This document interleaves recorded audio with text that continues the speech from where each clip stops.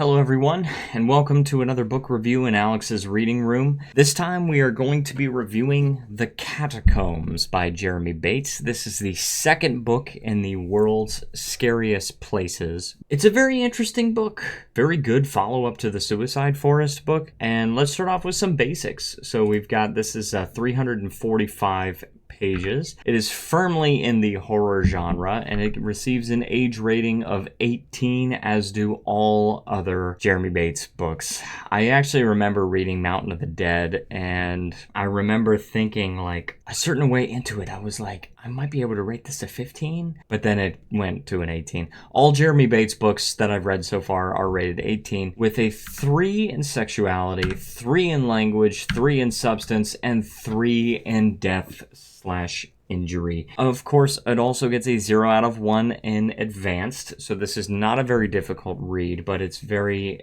much only appropriate for adults to read. I would rate this book a 9 out of 10. The characters are very well developed. The story runs very well. It explores their adventures in the catacombs beneath Paris. By the way, I just wanted to say, if you're enjoying my book reviews, please leave a like and subscribe.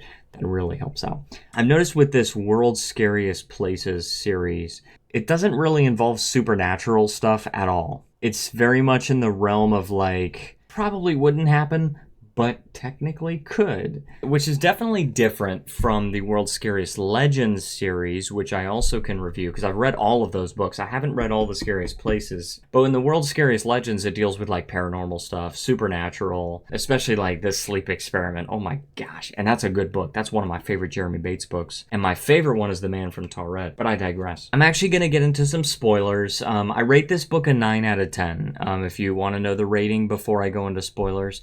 But now that we're past that, I can talk a little bit about spoilers. The reason why this is not a 10 out of 10 is I felt like there was some unnecessary sexuality in this book. There's a sex scene in this book that is just, feels very explicit. I felt almost like I was reading erotica for a short time. It felt very unnecessary to include it, or at least to include it in such detail as it did. It felt like it didn't add anything to the story.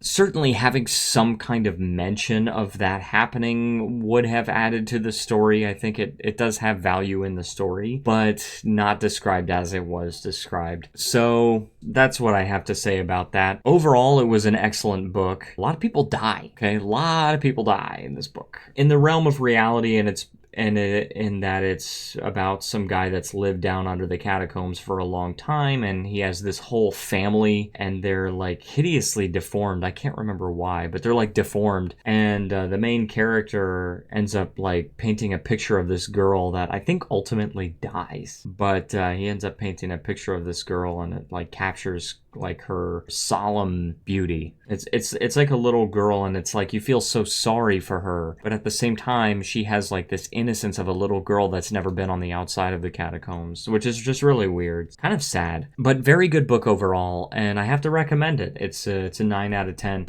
And definitely, you know, if you're going to start reading Jeremy Bates, if you don't start with the Suicide Forest, this is a good one to start with. Also, you can see best-selling author of the Suicide Forest, but this is a good starting one too. I mean, Jeremy Bates is a great author, and I like all of the books that I've read from him. So, but anyway, that's going to do it for this book review. If you enjoyed this video, please leave a like and subscribe. Stay tuned for more book reviews, because I got more in the pipeline. Thank you so much for watching. See you next time.